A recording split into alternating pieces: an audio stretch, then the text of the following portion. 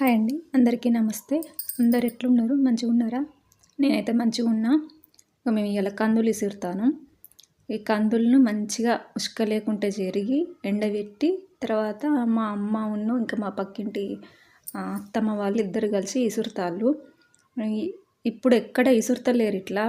కందులు తీసుకుపోతారు. కందులైనా పెసర్లైనా మినువులైనా ఎవైనా కూడా బయట గిర్ని దగ్గరికి మిల్లు దగ్గరికి తీసుకుపోయి పప్పులాగా పట్టించుకొని వస్తారు.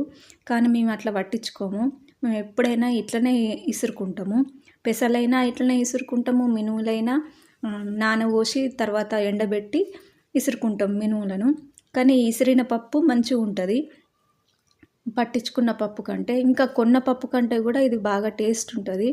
ఈ కందులు కూడా మా ఊళ్ళోనే పండిస్తే మేము కొనుక్కుంటాం, లేదా మాకు వండినప్పుడు మేము ఇసురుకుంటాం. మాకు లేనప్పుడు పక్క వాళ్ళ దగ్గర కొనుక్కొని ఇసురుకుంటాం. కానీ మేము షాపుల నుంచి ఎప్పుడు కొనుక్కోము.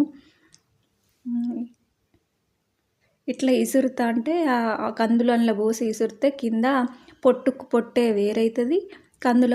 కందిపప్పు లాగా ఉంటుంది అన్నట్టు. ఇగో ఇట్లా పొట్టు వేరే అవుతుంది.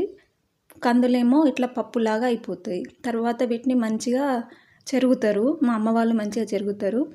చెరిగి అందులో మళ్ళీ ఏమన్నా గింజలు ఉంటే తీసి మళ్ళీ పోసి ఇసురుతారు.